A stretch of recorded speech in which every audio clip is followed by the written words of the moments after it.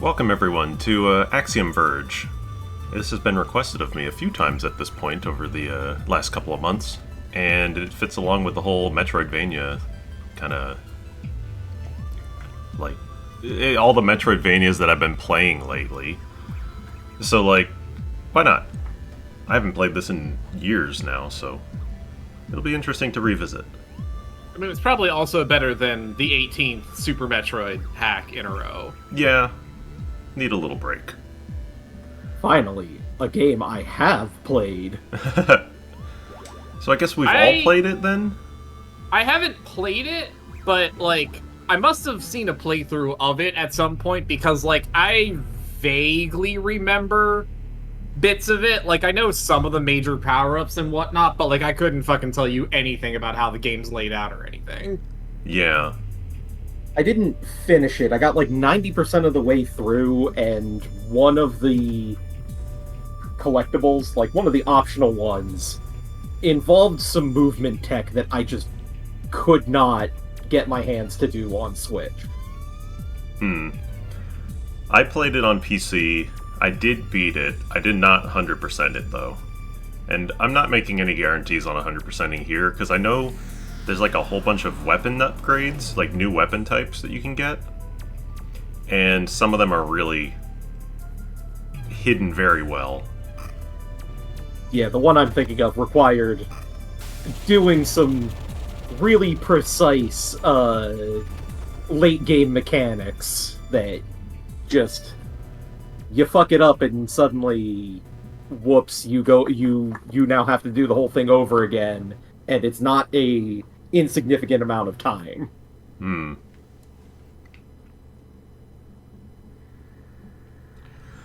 So we're given some sort of scientists in New Mexico doing something, and then suddenly we just are here? Did some of that fucked up science, and now you're in the alien realm, SMH. I mean, what other kind of science are you doing in New Mexico, honestly?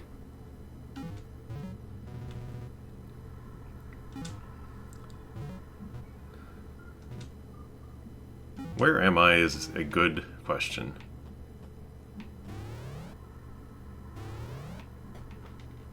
So we are Trace, and we have no idea what's going on.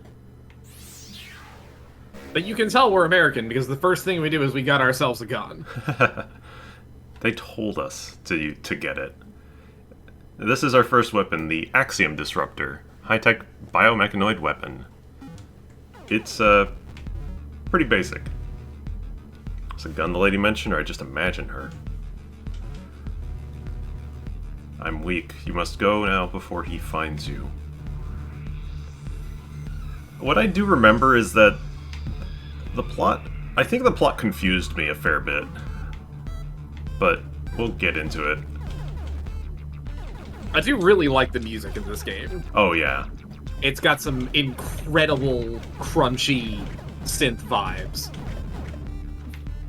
The vibes and aesthetic of this game are dead on for what it's trying to do. I think I'm gonna put the, Oh no, I can't raise the audio in-game? That's weird. I love that, the weird alien blobs are, they're pulsing to the beat. Yeah, they are, actually. I don't think I noticed that.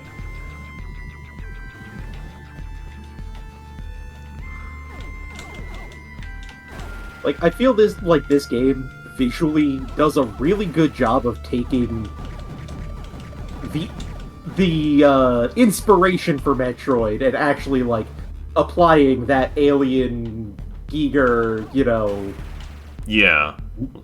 What if... the body horror kind of end of the Alien franchise. Oh yeah, this game is fucking Giger as fuck. It's so crunchy and it's there's all this glitchiness to it, but the way enemies and things explode out. Yeah.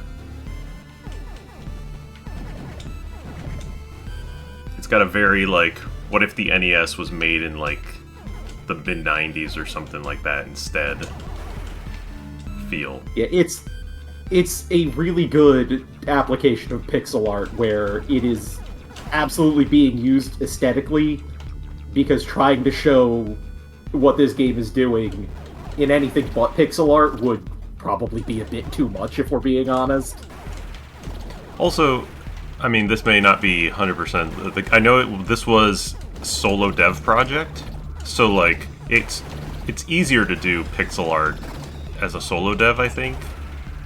Though with that was more at the time. These days, with the prevalence of 3D engines accessible for people, that may not be as true anymore. Anybody can pick up a copy of Unity or Unreal and, like, just look at the number of asset flips that exist. It's not particularly... Or I was gonna say... like... I was gonna point out the amount of, Ooh, God. Is this man gonna kill me? Almost. I can't go this way anyway. There's a lot of, new stuff going on with, low poly indie dev games. I've seen a lot. And I really like that we're now kind of getting into that PlayStation 1... I really like the PS1, like, with modern shaders look.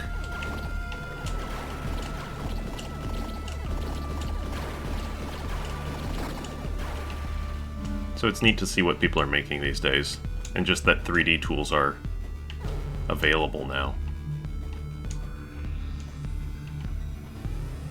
It's gonna be real funny about a decade from now when we hit the PS2 era of nostalgia and the GameCube era, and theoretically the tools will be there to do it. Like, that era is where you stop having such a defined visual aesthetic across everything. Nova. Firing once launches a large projectile, firing again causes it to detonate. It's a remote bomb.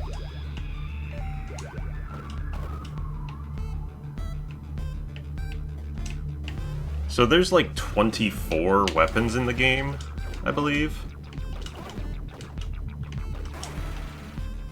And I think I found like 20 of them when I played originally. Some of them are... Yeah. I was gonna say, I think you were about to say the same thing. Some of them are really there for puzzle solving more than anything else. Yeah.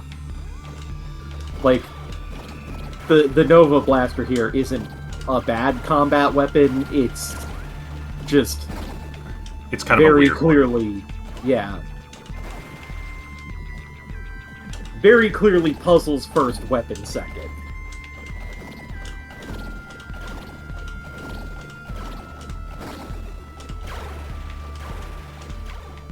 At least it still does damage with just colliding. Like, you don't have to explode it. Yeah, it's just, like, you're not gonna be using the explosion element for damage very frequently. No. It is a strange one. But, it will allow us to go through here.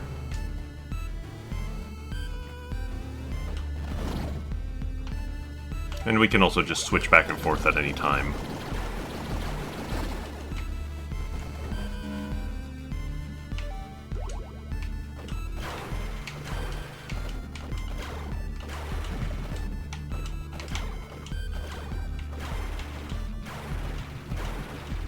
I like how it gave you a perfect use case for the explosion up there, and then the explosion just doesn't do anything to them. Yeah. Oh, well.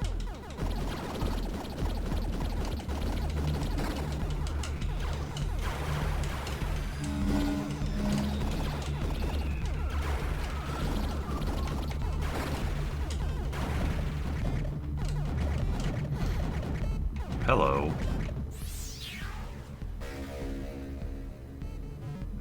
Size node. Increased projectile size for weapons.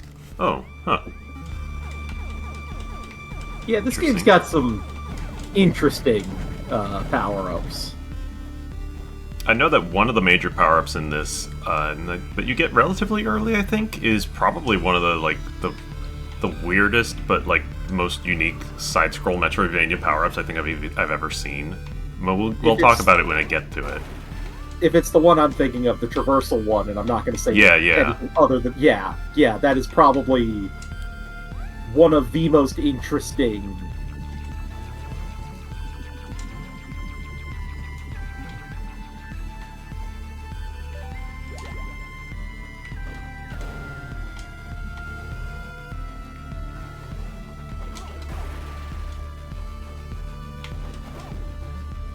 Yeah, I really can't. I thought maybe I could just, like, raise the volume a little bit, but no. I wanted to put the sound effects up on independent. Oh, God. It's okay, we'll fix it in post. No, I won't. I'll fix it next time. Yeah, that's post, right? Sure. Yeah, post-session, obviously. Oh, good, there is a save point right here. Yeah, I want to say this game's pretty generous about putting save points where you think they should be. There's definitely something up there.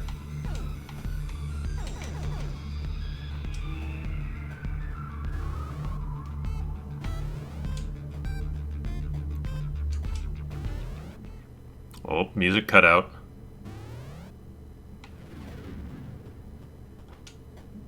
Or is this an area transition? Yeah, okay. Crap, I'm trapped. Demon. Can we talk? No. No. Well, at least the boss doors are nice and obvious.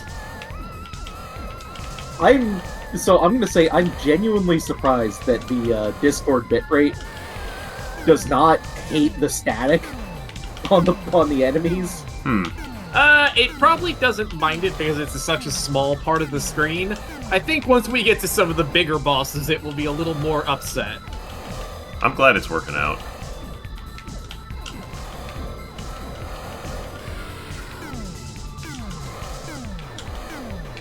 Like, I'm thinking the first major boss. Yeah, the screen share will probably not like that very much. Yeah, we'll see. I do appreciate that the first boss that they throw you up against is very simple because it's still he's simple, getting you used to the way this game handles movement and momentum and all that. He's simple, but he also feels like he can be a threat. You know? Like, you could absolutely find yourself overwhelmed by some of his attacks if you're, not just used to a lot of this. Ah, the laser drill.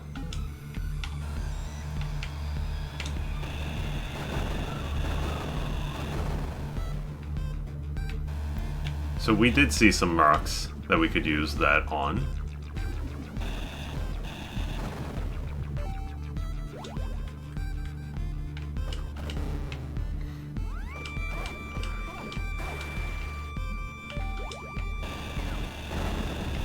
Oh, right, and this is teaching you that the laser drill can break things other than the rocks. Hidden blocks, but yeah. Yeah. Weapon and item damage.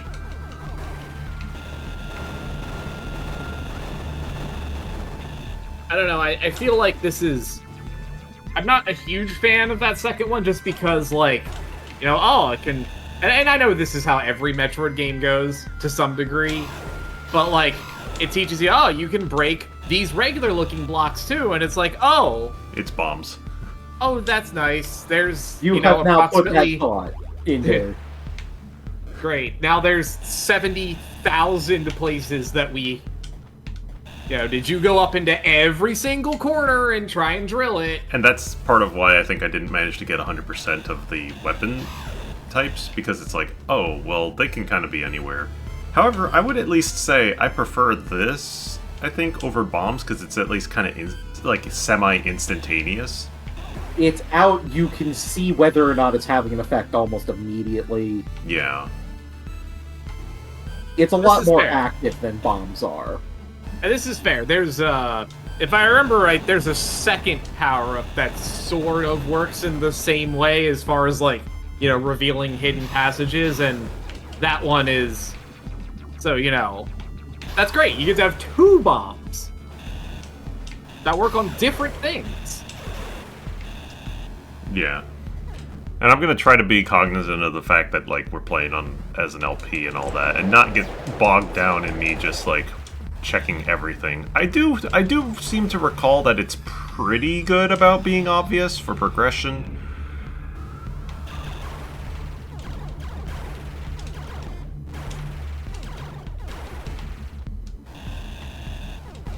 So not over here.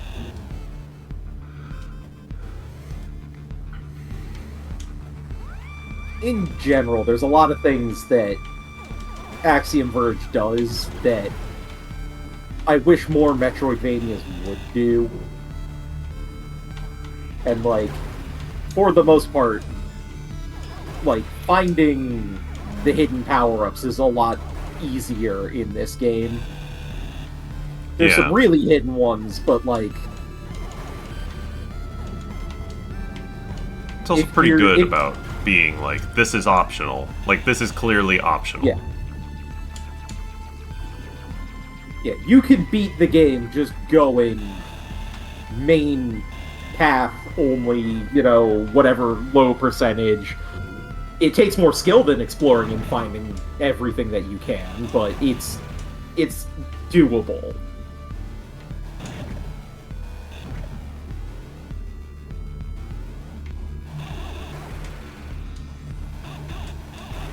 Is that a health thingy? That might be a health thingy. That's either a health or that's a strength upgrade. Or size upgrade? No, strength. No, it's not a size upgrade. We saw those earlier. Yeah, size is the expanding arrows. I don't think I can do anything in here, though. Yeah, I'm gonna need a higher jump. Higher jump or the ice beam equivalent. Yeah.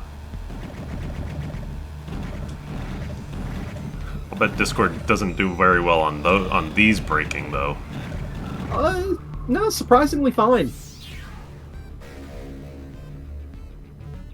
There's a health. So then what was the other one? Smaller health? Does it have Probably parts? a heart piece equivalent. Yeah. Okay. Yeah, like, it's been a bit since I played this. Yeah. I don't perfectly remember.